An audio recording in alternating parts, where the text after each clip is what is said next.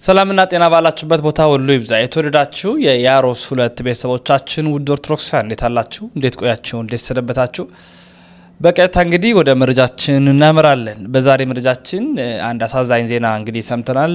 አርሲ ላይ በርካታ ኦርቶዶክሳውያን መከራ የተቀበሉ ይገኛሉ። ዛሬም ያላበራው የአርሲ ስቃይ ዛሬም እንደቀጠለ ነው። በዛሬ መረጃችን ደግሞ ወደ እናንተ ይዘን የመጣ ነው አንድ ካህን እንዲሁም ሁለት ምእመናን ሰማዕት መሆን እንግዲህ ችለዋል ማለት ነው። ምክንያቱ ደግሞ ምንድነው? በሸኔ በሚባሉ ታጣቂ ኃይሎች እንደ ጉዳት እንደደረሰባቸው የተነገረ ሲሆን በዛ አካባቢ ላይ ካህኑና ሁለት በጎረቤት የነበሩ ሁለት ሰዎች ተገድለዋል፣ ካህኑን ጨምሮ ማለት ነው። ካህኑ ደግሞ የራሱ ቤተሰብ ያላቸው ልጅ ወለዱ፣ እንደ በቤተ ክርስቲያን አገልጋይ ናቸው። በዙሪያ ደግሞ ያሉ ሌሎች ሰዎች ላይም እንደ ጉዳት አድርሰው መሄዳቸውና በሌሊት ደግሞ ድጋሚ መጥተው ከብቶችና ሌሎች ንብረቶችን ዘርፎ መሄዳቸው እንዲሁም የተወሰኑ ሰዎችን አግተው ገንዘብ ተደራድረው እንደመለሱላቸው ልንሰማ ችለናል። ይህ ሁሉ ያለው አርሲ ላይ ነው። ማህበረ ቅዱሳን በዘገባው ይዞ ወጣው ዘገባ አለ። አድምጠን ተከታትለን እንመለሳለን። እንዲሁም ሌሎች ኦርቶዶክሳውያን መምህራን ያስተላለፉትንም ትምህርት ተከታትለን እንመለሳለን። ሰማዕትነት ለዚህ ቤተክርስቲያን ብርቅ ባይሆንም አዲስ ባይሆንም ዘመነ ሰማዕታትን ያለፈች ቤተክርስቲያን ብትሆንም በዚህ ዘመን ግን ሰማዕትነትን መቀበል ከባድ ነው። ነገር ግን አርሲ ላይ ሰማዕትነትን እየተቀበሉ ነው። 3-4 ዓመታቸውን እያስቆጠሩ ይገኛሉ። አድምጠን እንመለስ። የክርስቲያኖች ግድያ በአስቸኳይ እንዲቆም ሲል የጀጁ ወረዳ ቤተ ክህነት ጠየቀም። በአርሲ ሀገረ ስብከት የጀጁ ወረዳ ቤተ ክህነት በክርስቲያኖች ላይ የሚፈጸመው ግድያ እንዲቆም ለኢትዮጵያ ኦርቶዶክስ ተዋሕዶ ቤተክርስቲያን፣ ለአርሲ ሀገረ ስብከት ጽሕፈት ቤት እንዲሁም ለሚመለከታቸው አካላት በላከው ደብዳቤ ጠይቋል። ወረዳ ቤተ ክህነቱ በስሩ በሚገኘው የአንጎደቻ ቅዱስ በዓለ ወልድ ቤተክርስቲያን አስተዳዳሪ ቀሲስ ተስፋ ያለሙን ጨምሮ የሀገር ሽማግሌዎችና የአካባቢው ነዋሪዎች መገደላቸውን ያሳወቀ ሲሆን በጥይት ተመተው በሕክምና ላይ የሚገኙና ቁጥራቸው ያልታወቁ ምእመናን ታፍነው ወደ ጫካ መወሰዳቸውንም ገልጿል። በመሆኑም ሀገረ ስብከቱና የሚመለከታቸው የጸጥታ አካላት ታፍነው የተወሰዱትን ምእመናን ያሉበትን ሁኔታ እንዲያሳውቁን ሲል የጠየቅ ወረዳ ቤተ ክህነቱ በአካባቢው ለሚገኙ ክርስቲያኖች ጥበቃ እንዲደረግላቸውና በኦርቶዶክሳውያን ላይ የሚደረገው ግድያ እንዲቆምም ጥሪ አቅርበዋል። የአካባቢው ሚኒሻዎች ከስፍራው እንደሸሹ የተገለጸ ሲሆን የክልሉ የጸጥታ ኃይሎች ወደ አካባቢው እየደረሱ ቢገኝም ምእመናን ቀያቸውን ለቀው እየወጡ እንደሆነም የደረሰ መረጃ ያመላክታል። ጊዮርጊስ እንደዚህ አርጉት ፈጭተውት ከትፈውት ምናምን ሲባል ተረት ነው የሚል ሰዋል። አይገርምም? ይህንን መከራ እንኳን ልንቀበለው ለማመን ራሱ ይከብደናል። መስማት ራሱ ይጨንቀናል። ለእኔና ለአንተ ተረት ነው፣ እነሱ ግን ኖረውታል። አይተንል እንደ ሊቢያ በረሃ ላይ ተንበርክከው አንገታቸው ሲታረድ ይሄ ገድል ላይ ቢጻፍ ኖሮ ተረት ነው ይል ነበር ሰው። አየነው እኮ ሲሞቱ አይተነው። የመጀመሪያዎቹ ክርስቲያኖች ነጭ ልብስ አጥበው የክት ልብስ አጥበው የሚጠብቁት ለሚገደሉበት ቀን ነው። በጣም ግራ ያጋባ ነበር በነገራችን ላይ ሁኔታቸው። ምክንያቱም ክርስቲያን ሲሞት የበለጠ ሌላው ሰው የእነሱን ጽናት እያየ ክርስቲያን ይሆን ነበር። እውነትም ጊዮርጊስን እስር ቤት ሲያስገቡት እስር ቤት አሳምኖ ይወጣል። በሄደበት ተአምር ይሰራል። የሰማዕታቱ እምነት ወታደሮቹን ይቀይሯቸዋል። ወታደሮቹ ሊገሉ ቆመው በእነሱ ጽናት ሲያዩ ኧረ እኔም ክርስቲያን ነኝ ብለው ወደ ክርስትና ይመለሳሉ። ከዛ ግን የሰማዕትነት ዘመን አበቃና ቤተ ክርስቲያን እረፍት አገኘች። ከዚህ በኋላ ሰማዕትነት የለም፣ መከራ የለም፣ ዝም ብላችሁ ኑሩ ተባሉ። ይህንን ኑሮ ፈሩት። ይገርማቸዋል። እኔ በጣም ሳስበው የሚገርመኝ እንደኛ መኖር አስፈራቸው። አሁን እኛ ክርስቲያን በመሆናችን የሚገለን የለም። እንደዚህ መኖር አስፈራቸው እና ጨነቃቸው። ሊሞቱ ዝግጁ ናቸው። በቃ ሞት የለም ከዚህ በኋላ ተባሉ። ይህን ጊዜ በጣም በብዙ የሚቆጠሩ ሰዎች በስጋ ባንሞትም ለክርስቶስ ግን ሙት ነን ብለው ወደ ምንኩስና ሕይወት መጡ። ምንኩስና የተጀመረው በዚህ ነው። በ4ኛው መቶ ክፍለ ዘመን በሰይፍ ባንገደል ለክርስቶስ ሰውነታችን ለኃጢአት ሙት ነው፣ ለክርስቶስ ሕያው ነው ብለው ብዙዎች የነገስታት ልጆች ሳይቀሩ ወደ ምንኩስና ሕይወት የመጡበት ነው። የነፍስና የሥጋ መለየት ብቻ ነው አይደለም። ከእግዚአብሔር መራቅ አለ አይደለም። ጸሎት መቋረጥ አለ አይደለም። ከህብረት መወገድ አለ የሚል ካለ እሱ ነው መጽሐፍ ቅዱሳዊ ጥቅስ ሊሰጠኝ የሚገባው። እኔ ግን እንዲህ ነው ማምነው። ምን ብዬ? አንድ ክርስቲያን ጻድቅ በሕይወቱ ክርስቶስን የመሰለ ሰው ሲሞት፣ በቃ ክርስቲያን ሲሞት የነፍስና የሥጋ መለየት ብቻ ነው የገጠመው። እንደውም ከፍሎ ከማወቅ ወደ ተሻለ እውቀት ሄዷል። ለምን? ወደ አምላኩ ሄዷልና ሐዋርያው እንደሚል ወደ አምላኩ ነው ሄደው። ጸሎት አላቋረጠም። ስለዚህ ልዩነት የለም። ልዩነቱ የነፍስና የሥጋ መለየት ነው። ጸሎት ደግሞ የነፍስ ነው። ማስረጃ አሁን የጠቀስነው ጥቅስ ላይ የታረዱ ነፍሳት ከመሰዊያው በታች አየው ሲጸልዩም ሰማ ይላል። ምን ብለው? እውነተኛ ጌታ ሆይ እስከ መቼ አትፈርድም? ደማችንን በምድር በሚኖሩት ላይ እስከ መቼ አትፈርድም እያሉ ሲጸልዩ አይተናል።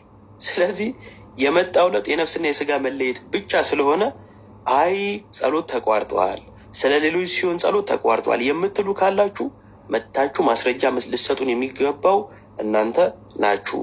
እኛ ግን የመጣው ለውጥ የነፍስና የስጋ መለየት ብቻ ስለሆነ እሱ ደግሞ ስለ ሌሎች መጸለይን የሚያስቀር ስላልሆነ እኛ የቅዱሳን ጸሎት ቆሟል በምድር ብቻ ነው ብለን አናምንም ማለት ነው። ውሸት ያላችሁ መግባት ትችላላችሁ። እኔ እዚህ ጋር አለው።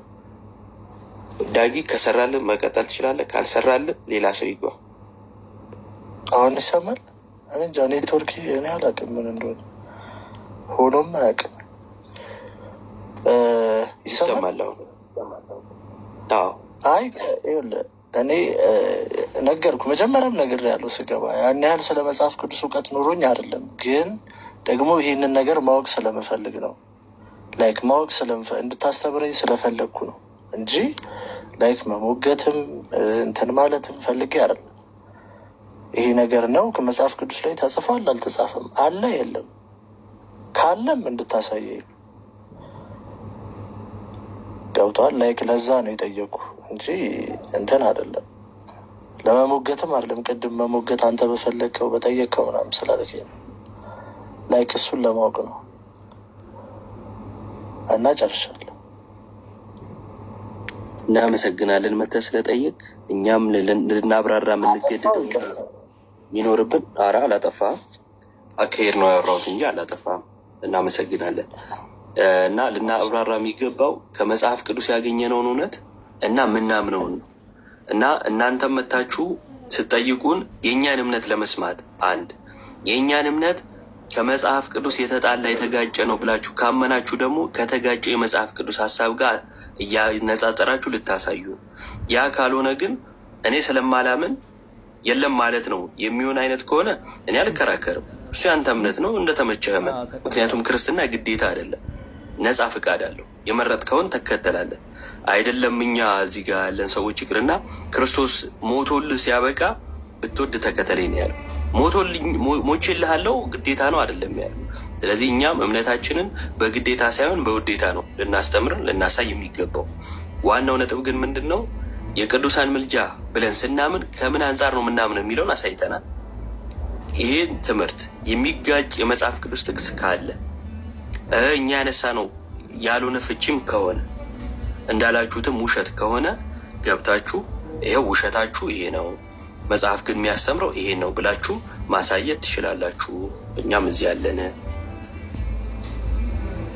ደስ እንዲላችሁ ከፈለጓችሁ እጃችሁ ላይ ያለውን እግዚአብሔር የሰጣችሁን ጸጋ ማስተዋል፣ የሌለንን እየቆጠርን ከምናዝን ያለንን እያየን መደሰት ነው። ደስታ ከውጭ አይመጣም፣ ከህሊናችን ነው የሚመጣው።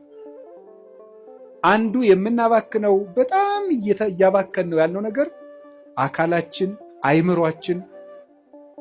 እሱም በሌላ ጊዜ ትማሩታላችሁ። እንዴት አድርገን እግዚአብሔር የሰጠንን አካል እያባከን ነው እንደሆነ ትማሩታላችሁ።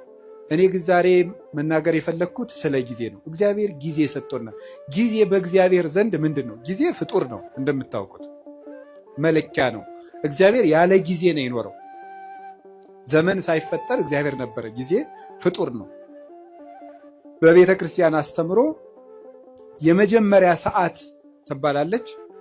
ቁጥር የተጀመረው መጋቢት 29 ቀን ነው። መጋቢት 29 እና መጋቢት 30 ሚያዝያ 1 በሊቃውንት አነጋገር ዕለተ ጠቢባን ይባላሉ። ጠቢባን ሥላሴ አንድ ሳይሉ 29 ብለው ስለጀመሩ ነው። እንዲህ ያለው ነገር ለማያምን ሰው አይረዳም። ቅዱስ ጳውሎስ አንደኛ ቆሮንቶስ ምዕራፍ 2 ላይ ሲናገር መንፈሳዊ ነገር ለስጋዊ ሰው ሞኝነት ይመስለዋል ይላል። በስጋዊ ዓይን አይመረመርምና ለብእሲሰ መንፈሳዊ ሁሉ ይተሐሰሶ፣ መንፈሳዊ ሰው ግን ሁሉን ይመረምራል። ወሎቱሰ አልቦ ዘይተሐሰሶ፣ እርሱም ግን የሚመረምረው የለም ይላል። እና ስጋዊ ነገር ያለው ሰው አንድ ሳይባል 29 የማይመስል ነገር ነው ይላል። ሃይማኖት ምንጊዜም ለስጋ የማይመስል ነገር ነው። የምናወጋው የመንፈስ ነገር ስለሆነ የመንፈስ ነገር በስጋ ነገር ሊለካ አይቻልም። መቼስ አሁን ነፋስን በሜትር አንለካው። ለሁሉም ነገር መለኪያ አለው። ውሃን በኪሎ ሜትር አንለካው። የራሱ መለኪያ አለው። ለራሱ ነገር ለሁሉም ነገር መለኪያ አለው። ከፍታም መለኪያ አለው፣ ዝቅታም መለኪያ አለው፣ ረቂቅ ነገር መለኪያ አለው፣ ፈሳሽ ነገር መለኪያ አለው፣ ጠጣርም መለኪያ አለው። እንዲሁ መንፈሳዊ ነገርም የራሱ መለኪያ አለው። ውሃውን በሜትር ጤፉን ደግሞ በሊትር መቼስ ልለካው አይባልም። መለኪያ አለው። የነፍስም ነገር የራሱ መለኪያ የራሱ ዩኒት ስታንዳርድ አለው። ስለዚህ የነፍስን ነገር የምንረዳው እግዚአብሔርን በመፍራት ነው። እግዚአብሔር ጊዜን ሳይፈጥር ነበረ፣ ጊዜን ፈጠረ። የመጀመሪያዋ ሰዓት መጋቢት 29 ቀን ፈጠረ። ጊዜ በጊዜ ምን እንደተደረገ አስተውሉ። በጊዜ ከተደረጉ ነገሮች አንዱ እግዚአብሔር በጊዜ ይሄንን ዓለም ፈጥሮታል። ይሄንን ዓለም ፈጠረ። 7 ዕለታትን ፈጠረና አቆመ። 7 ዕለታት በዕብራውያን አነጋገር 7 ቁጥር ፍጹም ቁጥር ተደርጎ ይነገራል። መጽሐፍ ቅዱስ ሲተረጎም ማወቅ ካለብን ነገሮች አንዱ የመጽሐፍ ቅዱስን መነሻ ባህል ነው ማወቅ የሚገባል። የመጽሐፍ ቅዱስን መነሻ ባህል ስናውቅ መጽሐፍ ቅዱስን መረዳት እንችላለን። ስለዚህ የተወዳችሁ ውድ ቤተሰቦቻችን ኦርቶዶክሳውያን እንግዲህ በጣም አሳዛኝ ነገር ነው የሰማነው። ልብ የሚሰብር ነው። እግዚአብሔር አምላክ ከእንዲህ አይነት ነገሮች ይጠብቀን ለማለት ነው የምንወደው። አሁንም ብፁዕ አቡነ ያሬድን ጨምሮ ቅዱስ ሲኖዶስ ጉዳዩን በትኩረት እንዲከታተሉ እንሻለን። ምክንያቱም ቀላል ነገር አይደለም። ዛሬም ድምጻቸውን እያሰሙ ነው። የድረሱልኝ ጩኸታቸውን እየጮሁ ይገኛሉ። ከኛ የሚገባውን እኛ መልእክት በማድረስ ነው የምንችለው ነው የምናደርገው። ቀሪውን ግን እግዚአብሔር አምላክ ይጠብቅልን፣ እግዚአብሔር አምላክ ይፈጽመው ለማለት እንወዳለን። የተወዳችሁ ቤተሰቦቻችን የያሮስ 2 የዛሬ መረጃችን ይሄን ይመስላል። ወንድማችሁ ልዑል መብራቱ ነኝ። ያሮስ የእናንተም የእኛም ነው።